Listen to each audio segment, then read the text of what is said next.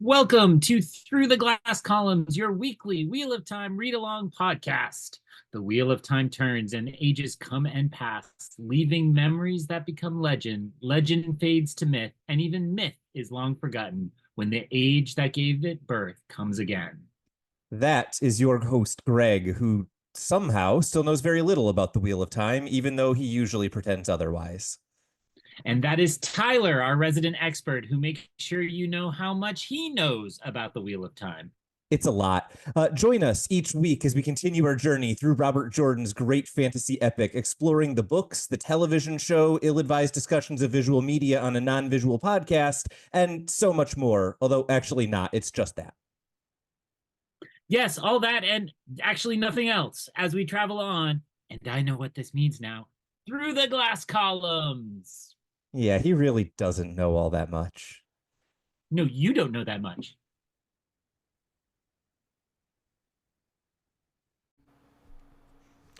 Hi there, and welcome back to a very special episode of Through the Glass Columns. My name is Greg, and I am your host who knows nothing about these books, but maybe some other things. And I am joined, of course, by the host, Tylor, who knows everything about everything ever. Tylor, how's it going? It's going very well. I think my favorite thing about this episode is that, unknown to our audience until exactly this second, this is our second time talking about these chapters. So for once, Greg actually does know everything about this podcast. That's right. We had some technical difficulties, and this is a take two. Apologies if there are extra jokes and if we skim over the boring parts. We've already talked about them once. Greg, I know what you thought about these chapters, but let's find out. What did you think about these two chapters? Because I feel like they're very different chapters from one another, but they're both achieving the same goal of kind of getting us from point A to point B in this plot line. They're just focused on very different parts of the plot for these two characters. What was your take? Yeah, they do feel like that kind of shuffle the characters along, get people moving. What kind of surprised me about them is that we are in kind of a whole new area of the map, and as we continue onward, I do find myself kind of flipping back to the map and looking through and seeing like, oh, well, where haven't we colored in, and what is left to see in terms of what cities are there. I do remember, I think this is like 2 seasons ago, you told me that was a game real Wheel of Time fans were playing in like book 12, 13, 14, as they were trying to really figure out, oh, are there things left to discover, or have we covered it all? So that's fun. And as I read this chapter, I was curious about this landscape. It felt a little Mediterranean to me, and I was thinking kind of Greece, but you pointed out, who knows when, during some other conversation, that the correct analog would be like Turkey, right? That we're on kind of the eastern Mediterranean coast, and we should think more of Tyr as kind of Greece. Yeah, I always forget which one is which. So Tyr and Ilion are in the south, kind of the big classic rivals on this continent, and they are very much analogs for Greece and Italy, although I forget which is which makes sense, because all the way back to ancient times, we've had kind of that Greece-Rome kind of rivalry in terms of which was predominant at any given time.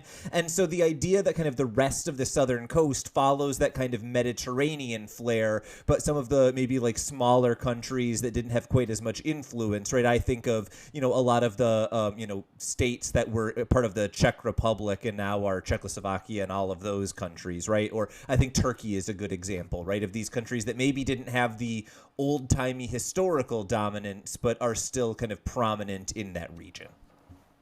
Oh, I'm sorry. I just came in. We've lost our podcaster credentials because we don't know basic geography.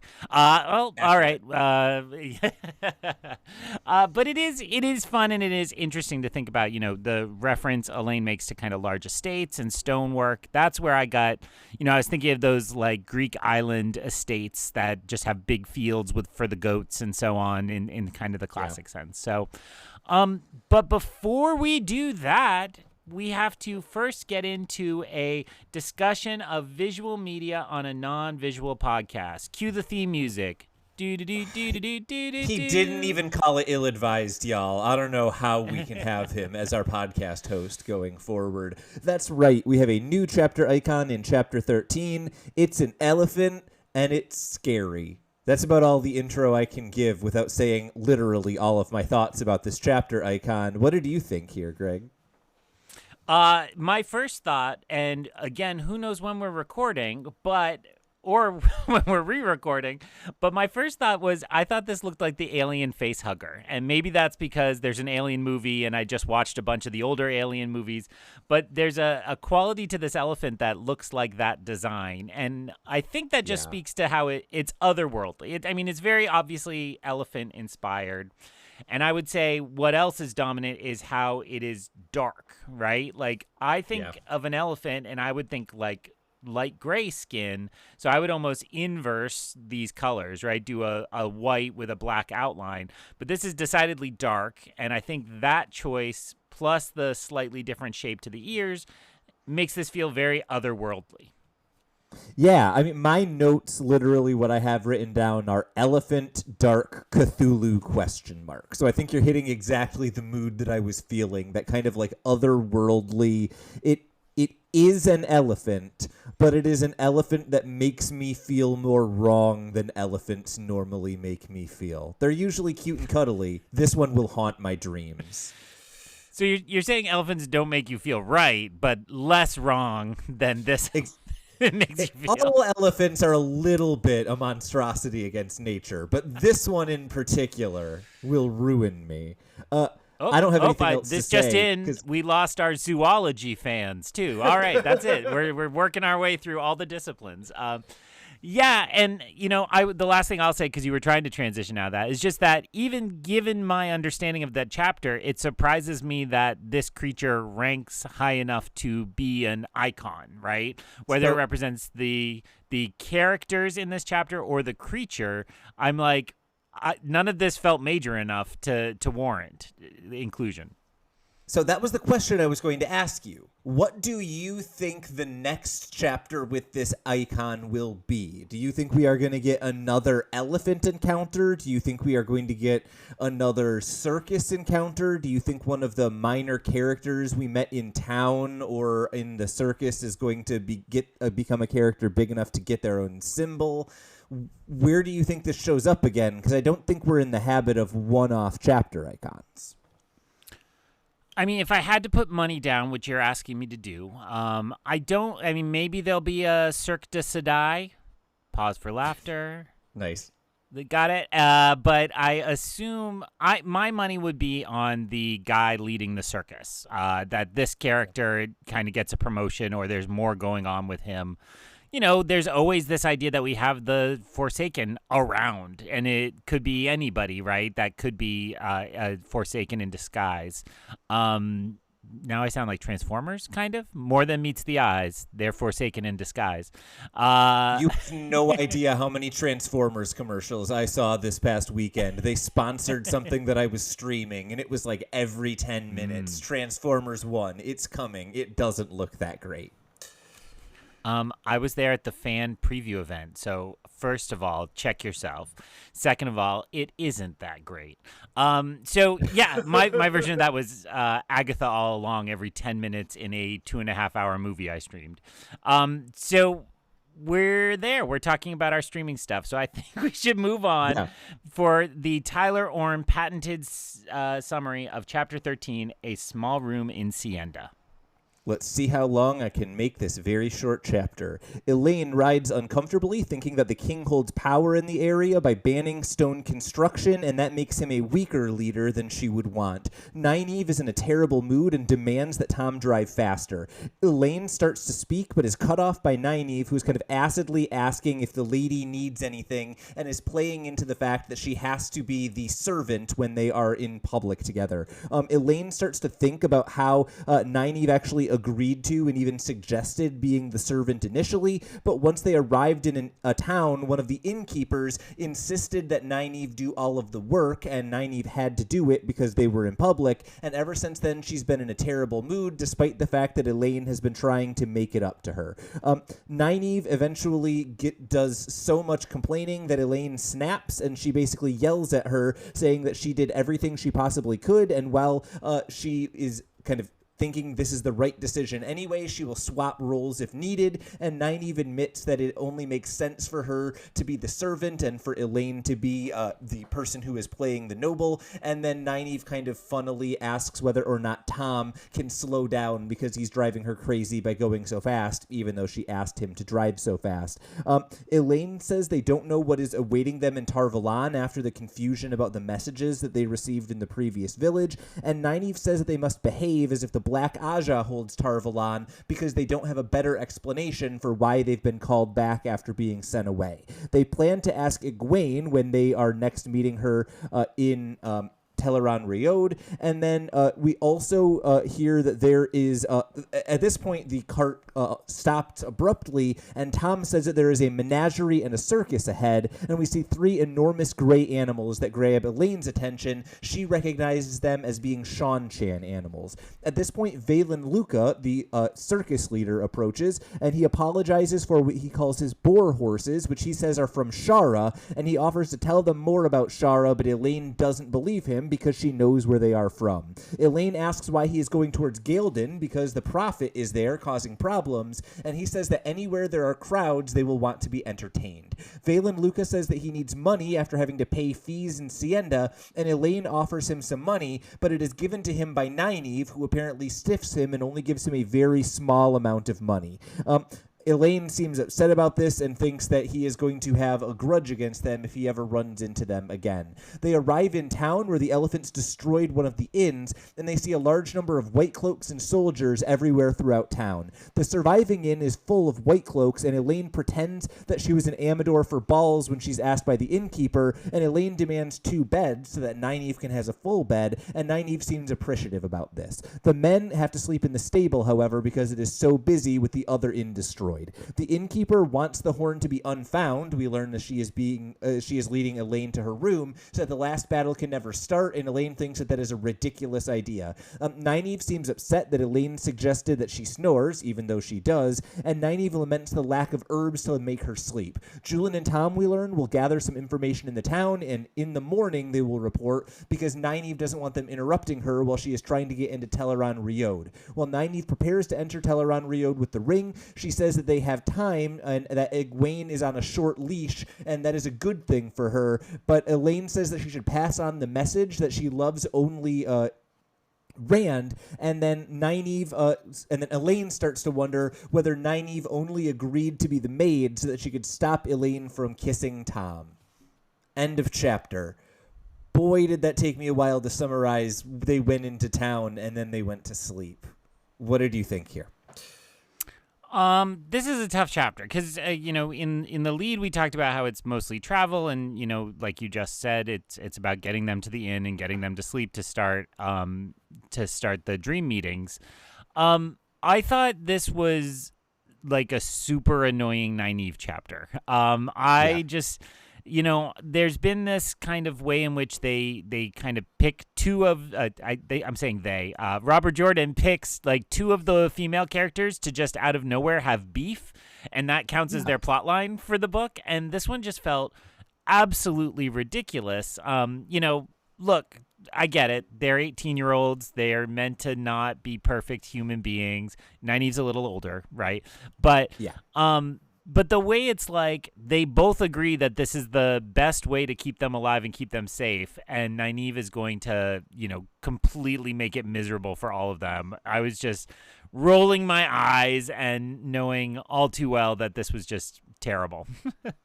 Yeah, and this is the thing that I think I am realizing on this read through of these books is Nynaeve is a character who I have always found I dislike early on in the books and enjoy more the longer the books go on.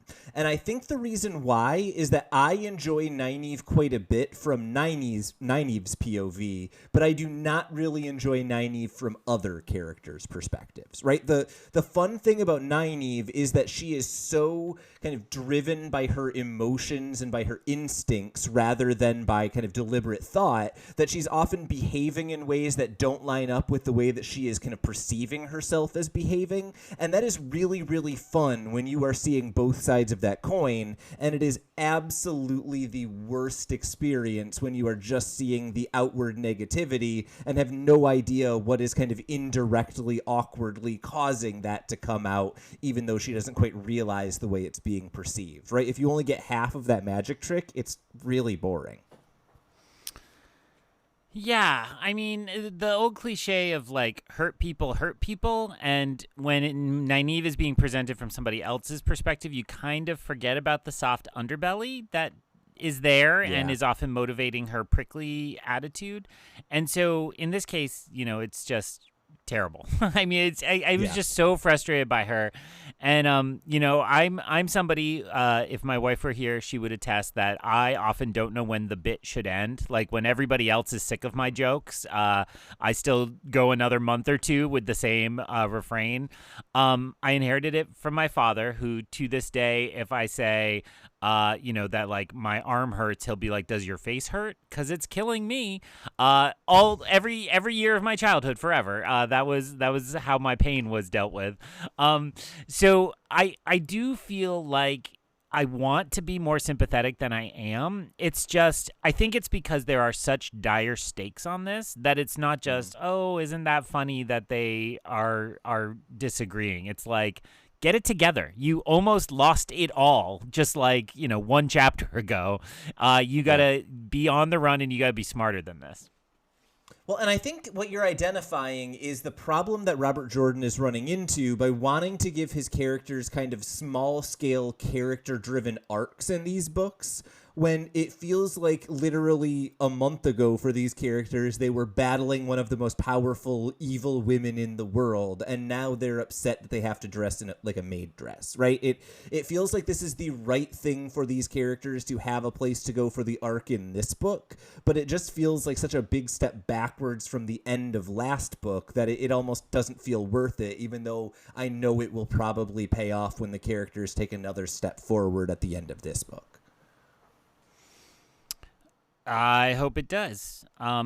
So to transition us off to kind of this first piece of the chapter, I think they're moving, and so my game became, where is the group we just left, Suan and Logain, and wondering, are these two, one is headed east and one is headed west, and it seems like they are destined to run into each other. And since there are so many questions being circulated about what's going on in Tar Valon in this group, it really feels like it could go either way to me. They will meet up and have everything explained and everything will be resolved and they'll all travel together. Or they'll miss each other and, it will be one of those cases where we know they just stayed at the same inn, but they didn't know and they are left to their own fate. I assume you can't speak to what will happen, but anything else you want to fill in about kind of the travel? The only other thing that I want to note is just as you are looking at your map, we are fairly close to Amador. That is the story that Elaine is giving for why they are there, is they have just left Amador. And Amador is literally at a intersection in a major road. To the west, it goes towards Tanchico, which is where they're coming from. To the northeast, it heads via Gaelden towards Andor, or to the southeast, it goes kind of generally in the direction of Saladar, where we know our other characters are going, and then down towards Altara. So we actually have a very interesting dilemma right now. It seems like our characters, if they head towards Tar Valon, will be going away from Suan and the others, but if something were to alter their course, maybe they'd be going in exactly the right direction to end up kind of meeting up with those others. So that's the only thing I would say, is that interestingly right now it feels like the default is they pass in the night, not they end up in the same place. Why are we always in the crease of the book? It's so frustrating. I need You're to telling me. get one of those beautiful blankets like your wife bought you for your birthday or Christmas so that I can actually see this center part of the map. But that makes sense to me based on what I see, because it's only fun if I make crazy predictions. I think we're going to Abu Dar. I think everybody's going to Abu Dar. Something's going to happen. We're all going there. That's my crazy prediction. We will eventually end up in Abu Dar, probably. Valan Luca shows up. I think he is a fun little character who gets 5 lines of dialogue and then gets dismissed by Nynaeve, which means he's going to annoy Nynaeve at some point someday in the future. Other than that, I can't say much about this character. What were your thoughts? He's new, and I have nothing I can add without bringing in my thoughts from elsewhere. The kind of leader of a rickety circus? I have the right character, right? Yes. Yes. That's like an exciting type, and that's a person who seems worth following and being interested in. So that's part of why I went with my prediction that the icon will represent him, but it also just feels like not yet, right? Yeah. Feels a little bit like in Tolkien when in The Hobbit, actually, when Frodo meets people and it's like, yeah, don't worry about us yet, and then they all show up at the end for the big battle. Yep. Feels kind of like that, like, well, we're just putting a marker in place here for somebody we'll get to know later. I guess it's not The Hobbit. I was gonna say he feels like a Tom Bombadil, but he's not quite as eccentric as he should be. And I think, although I'm not watching it, that maybe Rings of Power fans right now are meeting Tom Bombadil. I think he's on that show now, so I'm that not might weighing actually in get on me that. to watch Rings of Power. I have to say. The only real character beat that Valan Luca gets is when Elaine asks him, why are you taking your carts into a war zone, right? Because he is going to Galen, and Galen right now is being roiled by the Prophet, who we know is one of the Shinarans who was with Rand at the beginning of the 3rd book, who he left behind when he ran off to the Stone of Tyr. And Valan Luca's response is really interesting. He says, I am willing to go anywhere where there are crowds because the violence will only be lessened by a circus, not made worse. And I'm like, oh, buddy, that's just like bad foreshadowing for you. But other than that, like, cool. That's an interesting character beat. I just want to hang a lantern on. We all remember that. Yeah, yes, of course. We all definitely clocked that, Tylor. And even if you told me that a week ago, I definitely didn't already forget that we knew the Prophet. I definitely told you that a week ago. So that's exciting and interesting. I mean, again, I think part of my mind when we're in a new region and we're mapping out politics, I just keep going, it's a powder keg, right? Like everywhere is so unstable and ready to go. I always just kind of default to, okay, there's a bunch of words, there's a bunch of factions, but what it really means is this is another place that could just fall to instability any second. Yeah, I think the thing that is really notable to me in the early part of this chapter is that everywhere that our main characters have been and stayed for a while, they have caused the place that was once stable to become unstable, right? Andor, it seems like Morghese is potentially in trouble. We've got Cairhien that is at civil war. Tyr was overthrown. Ilion is now ruled by the Forsaken, on and on. And the places that our characters are passing through actually feel like the least stable parts of the world, right? We talked a couple of chapters ago about Murundi, that is city-states instead of a cohesive nation, and here it feels like the king is kind of clutching onto power barely through force, and that's a really bad kind of place to start. Does that make sense? And so I think where we're left is I'm looking at like, okay, the only places that our characters haven't screwed up are the places that were screwed up already, and that's really scary and also really fun going forward. Yeah, I think the other piece that my mind is at is we had the hint 2 books ago that as Rand passed through somewhere, there were like these little eddies and like craziness that kind of followed in his wake.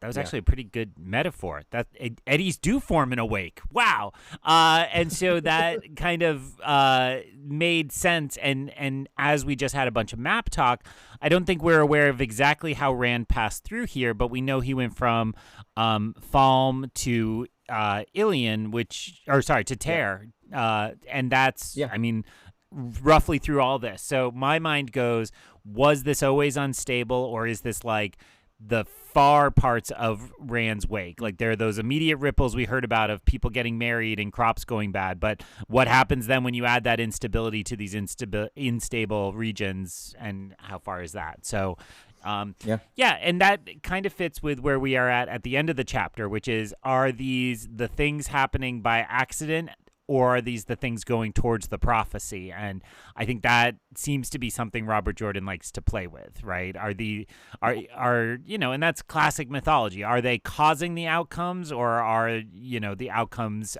driving things towards them? And the answer, of course, is both. Time is a circle. We've learned this about the Wheel of Time. Any last thoughts on this chapter? I've got nothing else here. Only thing in my notes we didn't cover, which I think we did a solid half hour on last time, is Elaine and Tom still feels icky. It doesn't work for me, and I don't like this kind of playing of will they, won't they, is it a crush? The ages don't line up to me, and this thought that could be her father, but clearly is not where that plot line is going. It all doesn't feel fake. It feels like a camp boyfriend, right? You're out of town, so you're dating this guy, and you're hot and heavy, but oops, mom and dad picked you up, and it's over forever. Yeah, I think the reason that we have things like ages of consent is because people who are below a certain age or a certain maturity level have an inability to distinguish romantic love from the many other important types of love there are, and that's what this feels like, right? This feels like a girl who has never had a male role model over the age of 20, finally has one, and doesn't know how that feels different from falling in love with a boy. And hopefully she'll learn, and Tom isn't a jerk and takes advantage of it, because boy, does that happen too often in Worlds. But yeah, I'm kind of over this plot line. Let's hope it doesn't go on too long. Yeah, and I agree. Let's go to, I was trying to figure out a pun to lead into the next chapter, but I don't have one. So, chapter 14, meetings. I honestly prefer it when we have fewer puns on this show. That is your area.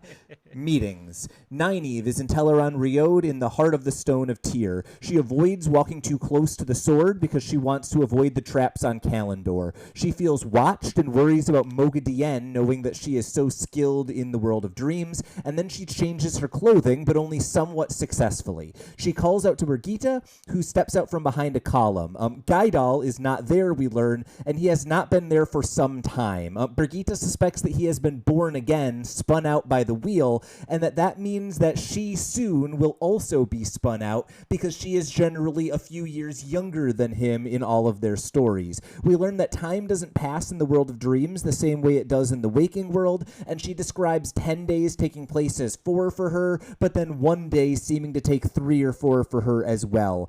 We learn that Birgitta has been following the Forsaken, and a number of them have been in Teleron Riod, but the only one who really seems to concern Birgitta is Semirag, who scares her.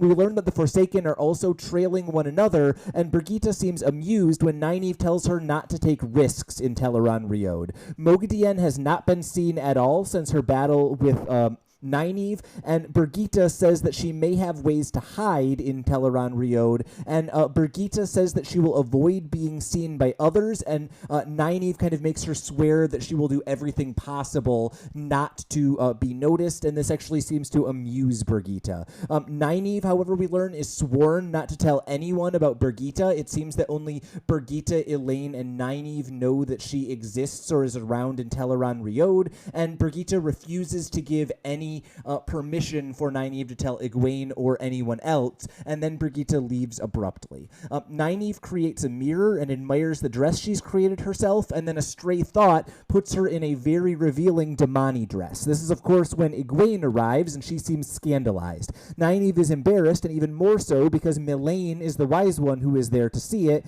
and Nynaeve dislikes her because the last time that Melaine was in the world of dreams, she mentioned that Lan was quite attractive. Nynaeve asks if Lan is well. The answer is yes, but he is worried after her safety. Nynaeve subtly lets Egwene know that the tower might be seeking her as a runaway accepted, but she doesn't want to reveal that Egwene is not an Aes Sedai because the wise ones don't know that. It's also worth noting Nynaeve is pretending that she was not captured by the Fork Root, and she thinks that this is the first thing that she has ever lied to Egwene about.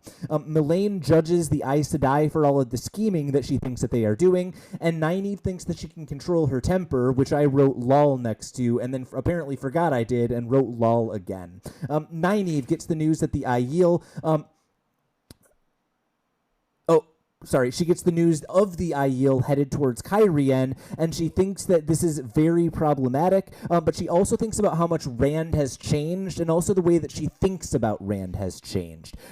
Nynaeve then also learns that Moraine is obeying Rand, and she seems shocked about this, and we learn that at one point Rand even told Moraine to go outside and cool down, and she did. All of the women seem to agree that this is improper, but they do seem pleased that he is listening, and Melaine says that Rand is too arrogant for anyone to get through to, but Nynaeve says he needs people to help him hold on to himself. Nynaeve at this point tells them that the Forsaken are plotting something, but doesn't tell them how she learned this, and Melaine assumes that she is going through Teleron Riod on her own. Nynaeve says that she is learning how to do this, but Melaine warns her that dreams is more dangerous than learning to channel, and she says that Nynaeve cannot come into Teleron Riod without permission, but Nynaeve refuses to agree to this, and eventually Egwene says that Nynaeve will not agree, and once she gets set on something, she never changes her mind. At this point, Melaine, clearly trying to change her mind, says that if Lan learned that Nynaeve were dead, that would kill Lan immediately. And this seems to freeze Nynaeve, but she still refuses to give in. At this point, she changes Egwene steps away. She changes back into her revealing dress because she is thinking of Lan, and then despite the fact that she is failing to control her clothing, she thinks that she can control herself well enough to explore in Teleron Riod. So Nynaeve dreamed some stuff. That's my real summary of that chapter. I know how much you hate the dreams. What did you think of this one? Dreams. They last for so long. Even after you're gone. Was that Jewel? That was Jewel. Was. I mean, in terms of dream chapters, this seems fine. I was immediately kind of rolling my eyes because we got roughly this same scene with Elaine trying out the topless sailor outfit. So apparently Teleron Riod is where we go to try on our sexy clothes and see how our new looks go. It's worth noting the Domani dresses at least are not revealing in terms of skin. They're just like a bodycon dress, which, trust me, I've been around some like 19-year-olds going to the club. It's too much. Stop doing it. So, I guess I will say I found the first part more interesting than the second. I thought this was some pretty significant world building. We had known that they could talk to Brigitte, and the fact that they have this kind of connection to her outside of their work with the Wise Ones, so the Wise Ones don't know this is going on, and that they've essentially tasked Brigitte with spying on the other Forsaken and trying to give them some kind of advantage with this intel, I find very compelling. But then the piece where slowly the the heroes are getting born again is very bizarre. I see from your smile that you're like, yes, Greg, and I already explained this to you once. But I will take my stab at it, which is to say, I thought of that Pixar movie Soul, which is a lesser Pixar kind of latter day. It went just to Disney Plus, but was pretty good. And they had this kind of thing where there were these souls, and there was a realm, a space where they were before they got like sent to Earth to become people, animals, entities. What will you? And so that kind of dynamic feels like it's at play here. Like Brigitte will be here and the other heroes will be here essentially until they get shot down to the physical realm to become born so that they are ready for the final battle. Yes, so it's worth noting there are two ways that the heroes can enter the physical realm. One is the Horn of Valir is blown. When that happens, all of the heroes that are not currently alive are brought back as like fully formed adult heroes ready to do battle in the final battle, right? So our presumption is that whenever Tarmon Gai'dan starts, Matt can blow the horn and all of the heroes who have not been born will come back, possibly including Brigitte. But heroes between when the horn blows occasionally are born again and live more or less the life that they have lived in the past, but a new version of it, similar to how the dragon was reborn 3,000 years later. That seems to be what is happening with Gaidal Cain right now. Now, what's notable about that is that doesn't mean that Gaidal Cain will be fighting in the last battle, right? It's possible that Gaidal could be 2 years old when the last battle happens because his next story is set 20 years after the last battle, and that's when he will actually be behaving, right? So the idea is that not all of the heroes are born at any one time. The horn can call back the ones that are not born, but at any given time, a few of them are active in the world and making stories. I think that's very helpful because I tend to shorthand the last battle as the end of all time. And I think you're reminding us that we don't know that it's going to break the cycle so badly, right? I assume the correct interpretation is to think it will begin the next age, but that the world will go on. I think the way to interpret it is if we win, or if the good side wins, it goes on to the next stage. If the good side loses, that is the end of the cycle. So that's Lord of the Rings, right? I mean, each age starts with the start of a new thing. So I think why that's also helpful is because I was mentally doing like, okay, so Brigitte is not born and seems to be necessary for the last battle, so it's going to be a really long time until the last battle. But I think what you're telling me is that I shouldn't interpret those as having to fall in that order. And then the interstellar time stuff going on really would only expand that. It pushes it the wrong direction, right? That is correct. Time in the real world is passing slower than time on faster than time on the Teleron Riode. The fun part is her answer is it's doing both. At one point she says 10 days in the world of dreams is 3 days out, and another time she says 4 days in the world of dreams is 1 day out. So it goes both ways. It's worth noting, in about 5 books, I am going to be telling you one of my absolute favorite fan theories that only makes sense if Gaidal Cain was born 3 years ago. So I think time goes backwards here, but there's no indication of that in the series. My brain just broke a little bit. So then I think the theme then when we go to the next meeting is just that there's tension kind of between these groups. I mean, it seems like nobody really is that happy with anybody else because they're all kind of restricted, right? It's like a group project where everybody's schedule doesn't line up. So it's just everybody's angry at each other and everybody thinks they're falling behind on the project. So this kind of frustration with Egwene, frustration with this wise one who I wasn't familiar with, seemed to kind of get a name and promotion this chapter. Yeah. All of this kind of felt out of, needing that drama. And then we get that this is where the Elaine is a hurt person hurting people. We're like, oh, right. What she's really upset about is she misses Lan and hasn't been able to communicate with Lan. Can't send lovey-dovey messages in the form that Elaine does to Rand, has to kind of keep it close to the chest, and it all just makes you want to cross your arms over your breast or tug your braid. I just need to say, we haven't mentioned this phrase yet. Why in the world does Robert Jordan not just write crossed her arms? Why is it always under her breasts? Why? I hate it so much. Okay, I'm done. I can talk about this chapter again.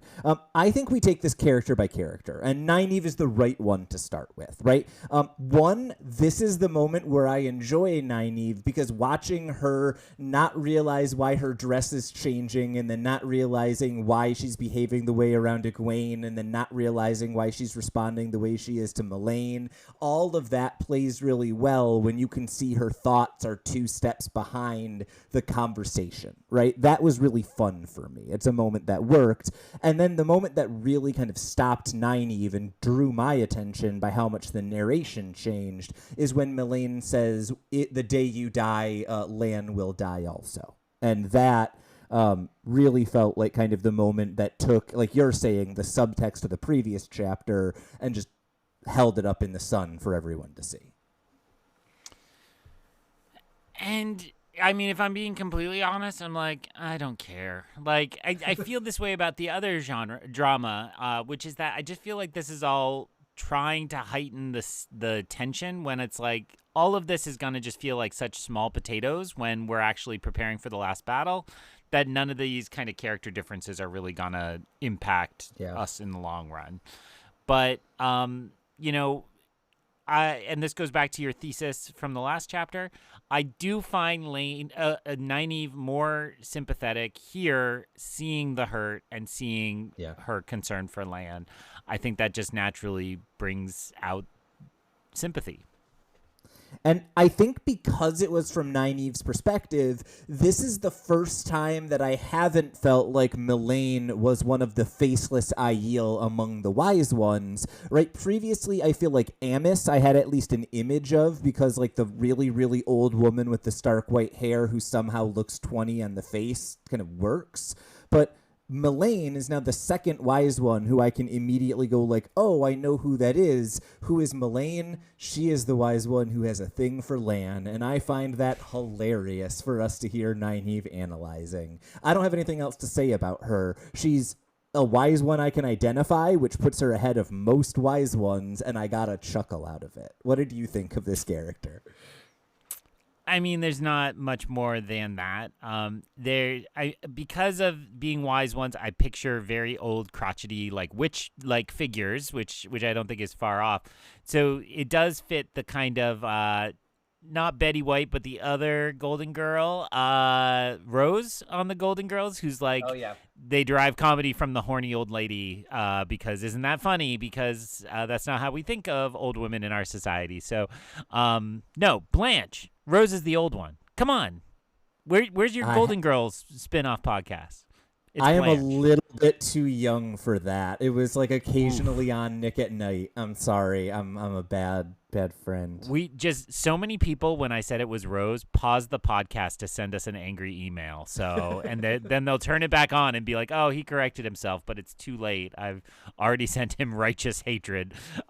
So I think that's a little funny, but it was really hard for me to think of this as a major one. And as I've confessed before, I continue to feel that way about the Aiel. I'm not really getting. Maybe it's because they're never POV characters. It's just hard for me to feel invested in them and in their growth and change. That makes a lot of sense. I want to highlight the only moment that I felt like was kind of interesting for both Egwene and Nynaeve, as opposed to, I feel like Egwene is kind of a vehicle to Nynaeve's feelings a few times in this chapter. But the one moment where it really stood out as her being really kind of important to that motivation was when we learned that Nynaeve is avoiding letting Egwene know that she made the mistake with the fork root. Right? And that kind of character beat of Nynaeve being so confident in everything of her abilities but not willing to admit a mistake, I think tells us a lot about where Nynaeve is kind of at this point as a character, right? She is still kind of stuck on that old relationship she had with Egwene, even as she is now recognizing that both of them are kind of growing and evolving. Well, and you know, I think all the way back on Nynaeve in that she was the wisdom and she didn't have to answer to a lot of people. She had power and she had control, and it seems increasingly like as she lashes out, it's that feeling of being out of control and having, if not answer to other people, to, you know, at least hear them out and make them a part of the decision making. Yeah, no, I think that's exactly right. And that's all I have to say about this chapter. It was a good I one was gonna because I say laughed twice, but that's about it. I was gonna say I knew you liked that point because you liked it when I made it last week too. So I was like, Correct. oh yeah, I gotta say that one thing again. Which we've done a pretty good job not referring to this, and I think this has been a pretty good episode for two okay chapters. The cliffhanger we're left on is very intriguing to me, and it's like, oh dear, because when we have somebody kind of acting rashly, that tends to lead to good things. And that's confirmed by this kind of cool chapter 15 title, which is one of our two chapters for next week, which is What Can Be Learned in Dreams, which I think suggests to me we'll get some action, but also some world building, I suspect. And then chapter 16, An Unexpected Offer, which sounds more like a Hobbit chapter, to go back to the Hobbit.